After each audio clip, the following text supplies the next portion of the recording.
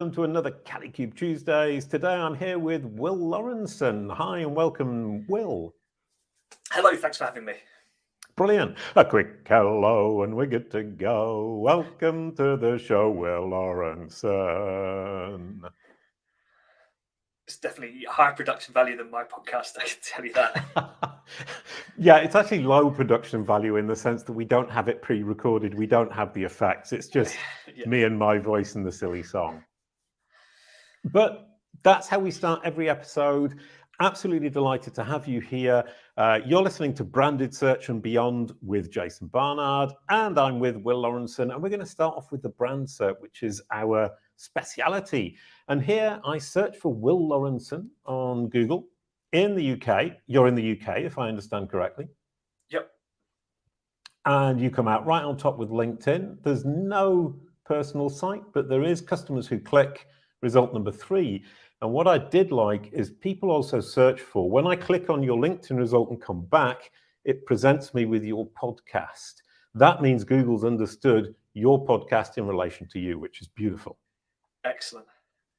What I like to hear. For anybody who's interested in this kind of thing, brand SERPs and knowledge panels, join our knowledge panel support group on Facebook, please. So I then looked at customers who click, which is your podcast, and that's a beautiful result with lots of little icons that we tend to see on mobile and are now seeing on desktop. What do you think of the little icons that we can see there next to the name of the company? Any company or just mine? Well, all of them. I mean, we've got Apple, we've got customers who click. I love your little icon. That's brilliant, the little finger. Thank you. Yeah, I really like them. I think, it makes the search results look a bit more interesting, but also you can just scan it, right? And you can suddenly see Facebook there. So yeah. I know when I will quite often search for a company, but I'm actually looking for their Instagram page or their Facebook page because that's what I want to go check for whatever reason. So if I just see those icons there, my eyes immediately drawn to it, click it, done. You don't have to read through each one to work out which link I actually want to click. Wow, I look at this all day long, every day, and I didn't think of that. And the fact that you've got Apple, Facebook, Spotify, and Twitter alongside your website and those icons, immediately I can understand as your audience that you're associated with these huge brands. That's impressive. Yeah, I definitely need to work on my Facebook and Twitter profiles, though. Yeah, but from a branding and marketing perspective, I now realize how right you are there. My immediate impression here is those are big brands. I'm impressed. And if I wanted to go to Facebook or Spotify or Twitter to engage with you, it really is very, very simple. Whereas without them, I would actually have to read, and we're all very lazy and we don't read. We look at images. Well, I mean, look at, and obviously you've got Spotify and Twitter specifically mentioned there, yeah. But otherwise, you've got customers who click MVF homepage, customers who click Will Laurenson, customers who click, customers who click, customers who click. Without the icons there, you've got to look at the small text to work out which one you actually want to be clicking. Yeah, and in the context of brand SERPs, because we're looking for a brand, it's incredibly repetitive and difficult to navigate for a human being. Yeah. Oh, you've just taught me something wonderful, Will, and I'd never thought of it like that. I do love it when people come on the show and teach me stuff about brand SERPs that I hadn't thought of before. Well, it's what I do every day with websites, right? It's trying to make information stand out. In fact, I'm sure we'll get into this in a bit, but on product pages, a lot of the time I will use icons instead of bullet points. Oh, that's brilliant. Oh, sorry. Yes, we will get into that. And I'm suddenly incredibly interested because that idea of I come to your website from Google, I'm changing from one environment to another. I need to feel at ease and understand immediately. And text doesn't do that, does it? I mean, text is really important. I don't know if you've seen them, but on LinkedIn, we felt like we went through a little phase of this. People sharing images of websites where they'd removed all the text to make the point about how important copy is. Because when you remove all the text, these websites are meaningless, right? And vice versa, I'll bet. Well, no, you remove all the design and you've still got an explanation of what everything is and what everything does on the website. It looks awful, It looks, plain text. But you're going to have a significantly higher conversion rate with the text-only site versus a image and HTML only site.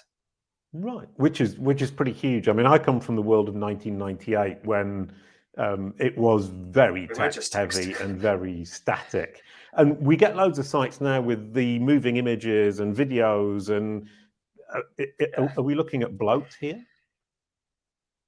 Yes and no. Majority of the time, yes. So majority of the time, these images, these videos and everything offer nothing to the customer experience. They are, I don't want to sound too critical. I always do this, especially with brand. They always come across as like brand material, brand creative. They're there to look good, to make the website look good. But as a customer, if you land on a website and you see, you get websites, right, where the entire thing you see like the navigation on top, and then it's just one massive image. Yep. If that image doesn't have anything on it to grab your attention and make you take an action, it's pointless. Right. And the best way of identifying this would be get Hotjar installed on your website, Hotjar or Microsoft Clarity, Lucky Orange, Mouseflow. Let that run for a little bit and then look at the heat maps for your homepage and see how many people click on the call to action, which should be on that hero image, versus how many people click on your navigation options, search, things like that. It's right. Majority of websites, it's a tiny amount of people click on the banners, the hero images. Right. Yeah. I mean, we installed Microsoft Clarity because we had Ravi Yada from Microsoft Clarity on the podcast. Oh, nice. And the first thing that happened to us was that we looked at the heat map and we looked at the dead clicks and we looked at the bounce rate and we realized a few things. Number one is that people just look at the top of the page, and if it isn't clear at the top of the page what's going to come next, they bounce. And people dead click, which means they click but on a word that doesn't actually have a link. And it isn't that they're foolish. It's that sometimes people select what they're reading. And what we then did is extracted that as quotes, pull quotes. And that worked incredibly well. We realized that people were looking at specific pieces of text that made real sense to them. Microsoft Clarity is amazing, and it's free. Yeah, it's really, really good. The one thing it doesn't do is, as far as I'm aware, unless they've changed this, is the on-site surveys and things. So you can't ask people questions, which you can do with some of the other tools. But I don't believe there are any limitations with Clarity.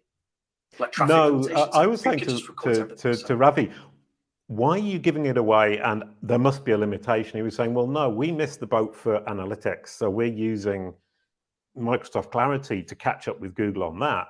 And the fact that we use it on Microsoft Bing, that's billions of searches every day. So your little website doesn't make any difference to us in terms of volume. So what do we care? It's free and there are no limitations. Yeah, fair enough. I like Ravi and I like Microsoft Clarity. So before we carry on building the 100% perfect website, I'm just going to present the sponsor or the partner, the Kalicube Tuesdays and the Branded Search and Beyond with Jason Barnard is produced in partnership with Wordlift, the artificial intelligence you need to drive traffic to your website, and with Kalicube, my company, and we can get you your knowledge panel with a done-for-you service by Kalicube with Elisa and the Kalicube Pro team. Elisa is absolutely amazing. It isn't a question of if she can get you a knowledge panel, it's a question of how long does it take. Now, onto the website. The perfect website. I always think when I build it, I've built the perfect website because I like it. And I'm sure that's totally foolish. I mean, at least you like it, which is good. I build a website and I know that I don't like it because I know that I'm not a designer. I'm really, really not a designer. So when I put creative stuff together, it looks amazing in here. It just does not. I cannot translate it to screen. Right. But yes, which is a little bit like composing an opera. Is that it sounds really good in here when you wake up in the morning, you think, I've just composed the best opera in the entire universe, but you don't have the musical talent to put it down on paper. Yeah. Yeah, exactly. I just don't know where to begin. But yeah, so the perfect website, obviously, well, perfect website doesn't exist. There's always, but unless you manage to set up dynamic personalizations for every single person, taking into account various pieces of data for each person, you won't be able to create the perfect website. What you can do is create a website that is going to appeal to as many people as possible who land on it, and convert them. And there are different ways of doing it. You can obviously use landing pages and things which do allow you to tailor to certain audiences. But when it comes to just the standard website, the most important thing is answering people's questions. Right. Right.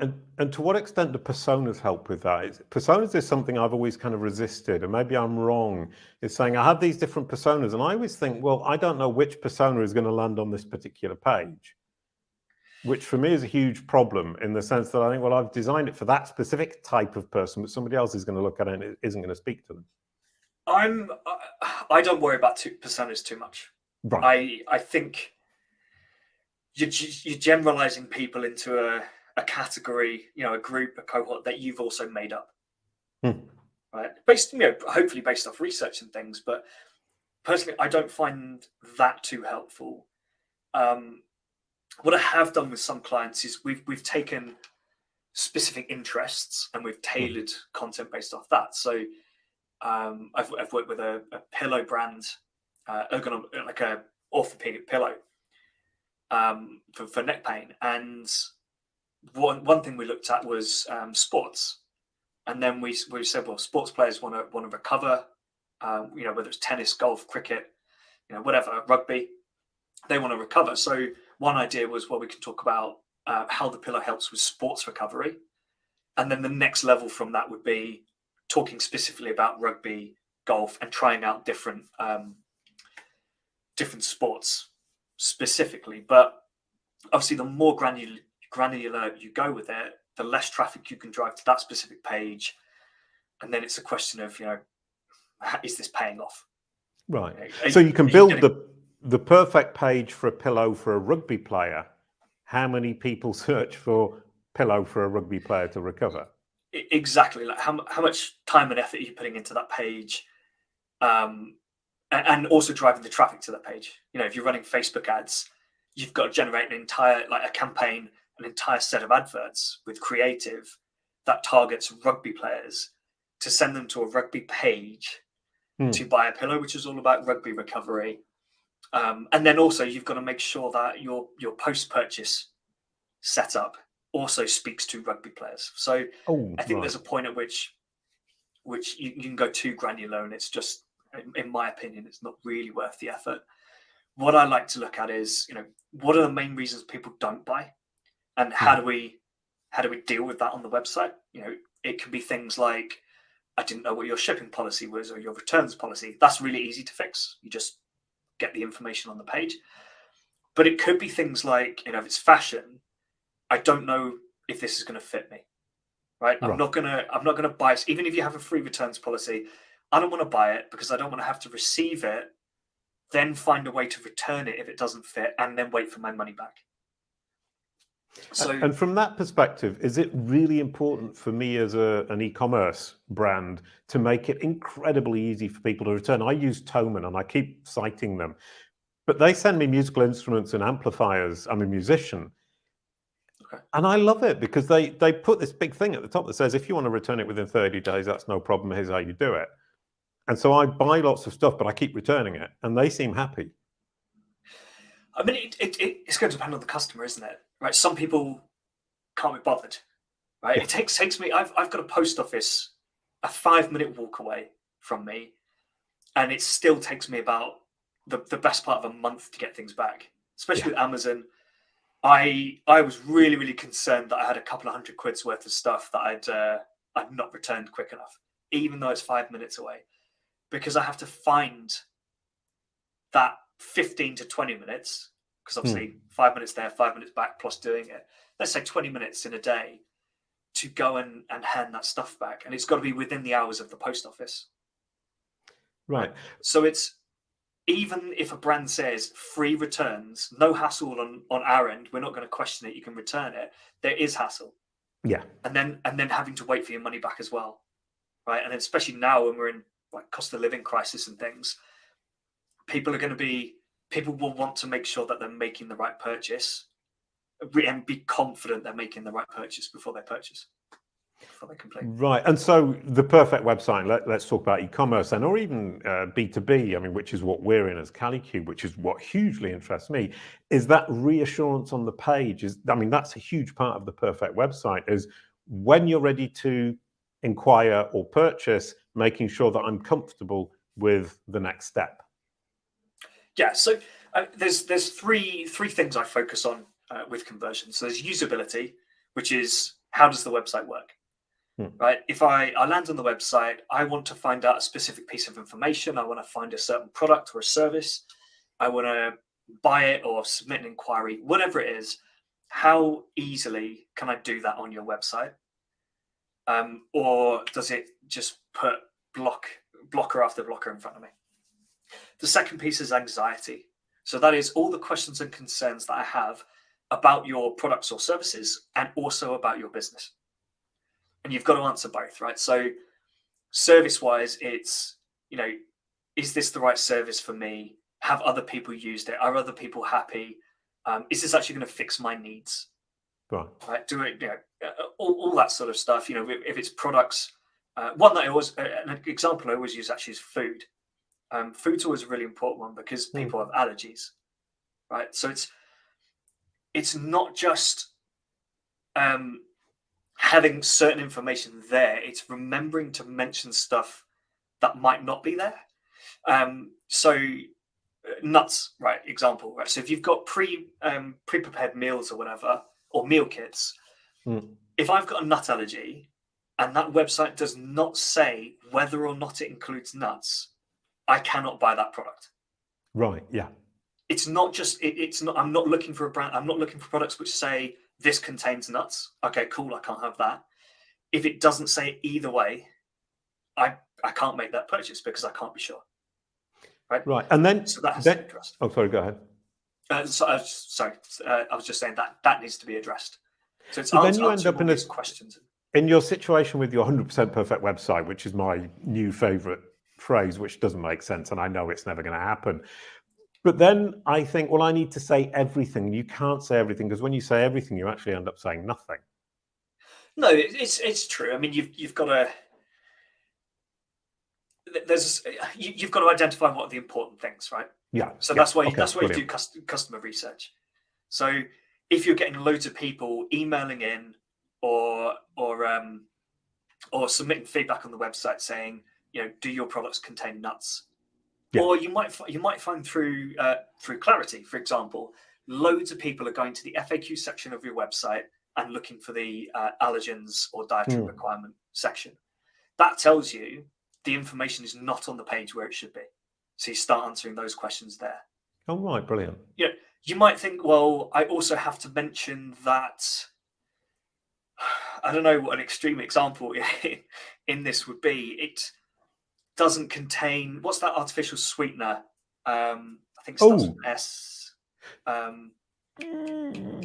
don't know either. It became really well known because saccharin? Do you remember? No, something like that. No. Do you remember Coke Life? I think it was called Coke Life. It's the one where they put a green rim around it. Okay. I can't remember. Anyway, that was the sweetener they used instead of sugar to reduce the amount of sugar in it. So, I don't think you'd have to say, well, it's got have to make a bold statement that it's got that in it. That just goes in the ingredients section, right? But the important ones, the ones that are life-threatening, then that's where people want to see it. And then the next point, and that's a beautiful kind of segue, is we were talking earlier on about vocabulary, and neither of us can remember that word with an S. That's the sugar sweetener thingy. And with a website, do you need to avoid using extensive vocabulary because your audience might not be necessarily Anglophone to start with, or whichever language you're using isn't their primary language. And secondly, vocabulary is a hugely complex topic that most people, or a lot of people, don't have a similar range of vocabulary, so you end up using a very limited vocabulary. I would say you need to talk. I know everyone says this, classic marketing thing. You need to talk how your customers talk, right? So B2B, you might be able to be a bit more complicated with things or complex because people know it, right? If they know the acronyms, use the acronyms, it's fine. There was a website, and I wish I'd saved this. I'm quite bad at saving stuff to swipe files. There was a website someone showed me where all the ingredients were listed out in their kind of proper scientific ingredient format, and then each one had a bracket with it which said basically what we know it as. And there were so many things on that ingredient list that I went, oh, okay, I know what that is. I'm fine with that. Why would I have a problem with that? But the scientific name, you've got no idea. Yeah.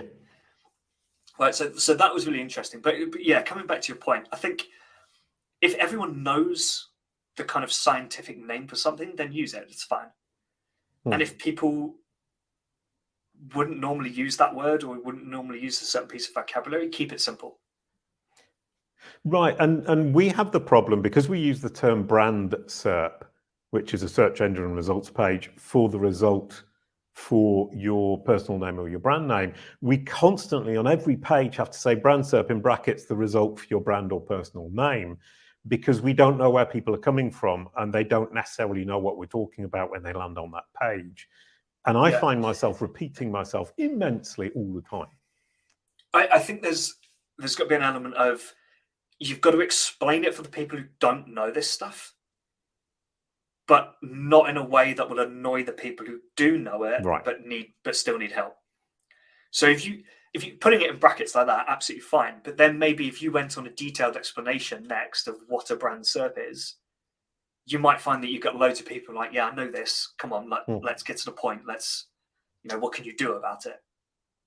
And I was talking to someone this morning, I think, about this sort of thing, right? And we were talking about whether so I was doing a podcast intro call actually for my podcast, and I said, you can explain things a little bit more, right? So I will always say I'm a CRO consultant or conversion rate optimization consultant, or CRO conversion rate optimization consultant. So I don't know if I did it on this one actually, but I would do CRO and then say conversion rate optimization, and I do it in a kind of natural way. So it's not like I'm saying, oh, for those of you who don't know, that's conversion rate optimization. Right. I just do it as if it's a one thing, right? And I was saying, the audience for the podcast, they are senior marketers, senior e-commerce people. They kind of know what they're talking about. And he made the valid point that, that senior marketer might be a creative marketer, or might be might have a lot of experience in email marketing or something, and might not know some of the acronyms and things for CRO, for example. Yeah. So, they might be senior people, they might be really experienced, but if they don't have that experience in that particular area, right? I mean, I've done marketing for 12 years, a little bit of everything when I was in-house, and I would have to, for a moment, be like, what's a brand SERP, and just kind of work out what the SERP would be. I've got an idea of what it would be. I've got that kind of direction for it, but I would have to work out what the actual letters mean individually. And that's a huge problem for us with our websites. I mean, that's the example of text. I mean, I say it all the time, so I kind of assume everybody knows and they don't. And I need to, subtly implement it. And I've seen that with news when you read a newspaper or a media site, and they remind you of what they're talking about, the context. So it's basically giving context, but then taking the big step back and saying, I don't need to give too much context. I can give a link to where more of that context exists. But also, I need to take the step back and understand that my audience doesn't approach this from my point of view, they approach from their point of view, and that's hugely difficult. And building a great website is something that most of us do very badly because we think about ourselves. Yeah, I think also on the probably on the B2B side more. Oh, There's right. probably an element of expert positioning by not explaining it that much. It's almost like you're saying, well, of course everyone would know what a brand SERP is. And I'm going, well, I don't know what a brand SERP is, but you're making it sound important, so maybe I should speak to you. Right. Oh, that's a neat trick. I don't know if that really works on B2C as much, because if I... Yeah, with products and things, I don't think it works so well exactly. But yeah, with a service, if you're going to improve my brand SERPs, and I've got no idea what a brand SERP is, apart from it's something to do with brand and SEO, you're the expert, right? Yeah, I mean, I saw earlier on, I was using ChatGPT like everybody else in the industry just for a laugh, and it kept coming up with brand SEO as opposed to brand SERP or branding on Google or your brand narrative on Google, because it has interpreted the web as talking about brand SEO, and it widens it out immediately, and that kind of incredible specificity that we're trying to get, which is brand SERP's knowledge panels, is simply not available. I don't know why I'm talking about that. It was something I was doing this morning and thinking, I can't use ChatGPT because it generalizes too much. Yeah. Okay. Which is completely off topic. In terms of building the perfect website, do not use ChatGPT because it's going to create exactly the same website as a competitor, maybe. Well, I guess it takes an aggregate of what's on the web, on the web, so it can't know what's good and what's bad. Right. So it takes it all in and then says, "Here's a suggestion for what I think for what it's understood as." Right? Yeah. I mean, I kept looking at the output and I just found it really boring. And I think maybe that's the key, is it is boring because it's taking an aggregate, but we're completely off topic. I would like to come back to topic just to end up with, and it is what we're talking about, which is brand SERPs and the website. And every guest has the choice of answering one or both of these questions. Number one is, how does your perfect website help with branded search? And question two is, how does branded search tie in with your perfect website? Either, both, off you go. Will. Interesting. Okay. So what's important is that your website speaks to the person who's landed on it, and if you know where that person's landing on it, you can tailor that experience. So if I do a search for a brand or for maybe a brand's product, if you've done your work right on the SEO side, or even it could be the paid ad side, you could tailor that experience to me, knowing that I'm familiar with your brand. Brilliant. And the education that I need on that page is going to be different. And then this is going to get quite granular, because it depends on what the search is, I suppose. Because there's always, on the B2C side, we talk about informational and transactional search terms, which can still apply to a brand, right? Mm-hmm. It could be, what have I bought? I got a Ninja food processor recently because I like to cook. So one of my searches could be, how does the Ninja food processor work, or what options does the Ninja food processor have? Right. And that should be a different search result to buy Ninja food processor. Mm-hmm. Right. So right. You've got, and I obviously know the brand. I mean, this is something I would test. Obviously, this is just a theory, but arguably, if I search for buy Ninja food processor, you could put a much lower focus on social proof, because I know the brand. For some reason, I've decided that's the food processor I want. That's a theory. I mean, it could be me saying I've heard of Ninja, so I'll just do a search. But yeah, the fact that you've heard of a brand and you're searching for it implies some kind of social proof, some kind of knowledge of the brand, and you can then think, well, I don't need to explain the brand so much. I don't need to explain why you should buy from us rather than somebody else. We already have a certain element of social proof. I mean, I like branded search from the point of view is it's almost certainly mid to bottom of funnel. and you're immediately talking to somebody who has a good idea of who you are. Anyway, that's absolutely lovely. And if you've got the perfect website, and that perfect website for branded search is actually saying, here is the reason that you should now conclude the transaction with us, as opposed to why you should start thinking about working with us. Yeah, that's pretty much it, isn't it? It's brilliant. It's your, especially from a B2B side, it's you're familiar with us, you're familiar with what we do. Let's book a call, as opposed to a non-branded search, which would be here's the info.